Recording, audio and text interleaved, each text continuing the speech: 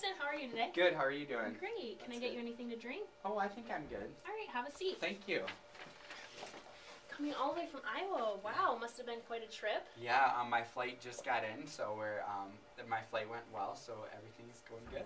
Good. How's the weather in Iowa? Oh, the weather's doing fine. It's a little bit cold, but it's getting on the warmer side, so I'm getting excited to get to spend a little more time outside. So. Yes, love the shorts and t-shirts. Yes. Well, thank you so much for making the trip for this interview. Thank you for inviting me. Yes. So as you know, we've invited you here to Washington, D.C. for this interview for the nursing internship here at Children's National Medical Center. Our goal is to find newly graduated nursing students from accredited college that are looking for the experience to make that transition from the clinical nursing experience to the real-world nursing experience. And of course, being a children's hospital, all of our nurses must show that deep compassion and love for the children. Yeah, definitely. So if you don't mind, I'll just be asking you some questions related to the position and information you have given me from your resume, and I'm hoping this will give me a better idea if you're a good fit for the job. Okay, sounds great. So to start off, can you just tell me a little bit about yourself, Justin? Yeah, well, of course, my name is Justin. I just graduated from Coe College, which is in Cedar Rapids, Iowa. It's the second largest city in Iowa, not huge like Washington, D.C. by any means.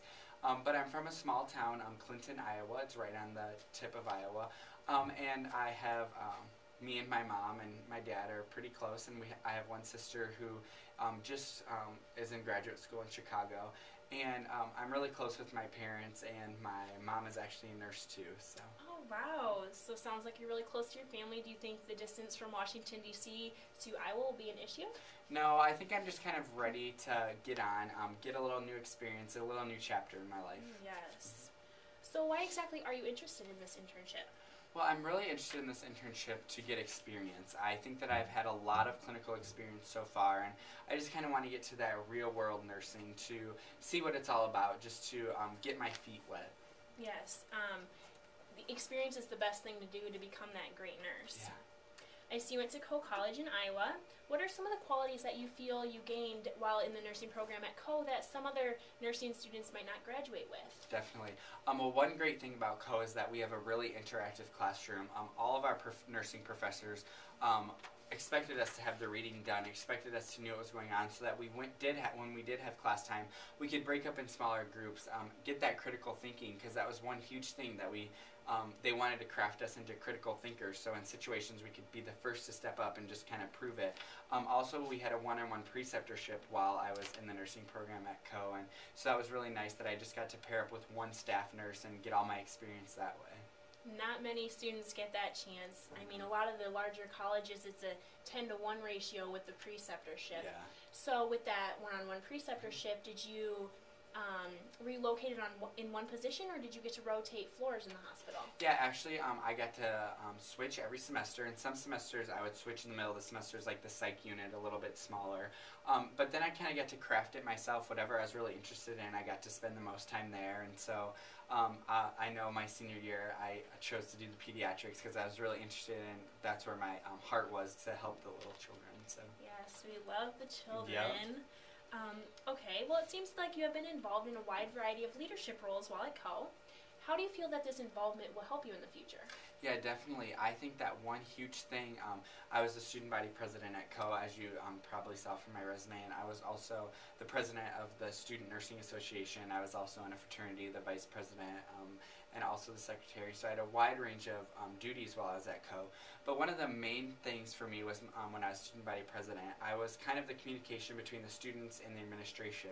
And so something that I think will really help me in experience is, I think that's kind of like nursing. I have to relay everything from my patients to the doctors. I kind of have to be that middleman, and so that's something that just correlates really well and I have a lot of experience with.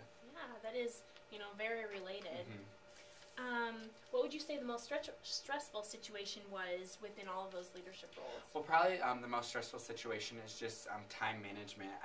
I always had to be here for a meeting, be there for a meeting, always had to, these kids were talking to me, I had to have a meeting once a week with the Vice President of Student Affairs. I was just always so busy and still had to get all those A's while I was in school. So it was really hard balancing all my time out, but once I got those time management skills and got everything under control, it was so easy to just transition in from one thing to the next. Yeah, it might have been easier to give up all that stuff, but I bet Yeah. you would never take that back. No, definitely. I think that that has really crafted who I am today. Yeah, well, leadership is definitely a role that we look to increase in our interns. Instead of sitting back in those critical situations, we want to train our interns so that they don't hesitate, and they're the ones to step forward and make a difference both within the hospital and outside of the hospital. Right, yeah. So if you were to get hired in this position, some of your roles would be to assist the nurse with all of their tasks such as meds and checking vitals, assessments on the patients, charting, checkups, but most importantly, providing an atmosphere for the children, like one that they would like to live in. Yeah. So I see that you have experience as a CNA, so similar duties would be requested, along with even more responsibilities since you're recently graduated nurse. So we can expect more of you. Definitely. But could you just tell me a little bit about your time as a CNA and the roles that were expected of you? Yeah, I've been a CNA since my junior year in high school.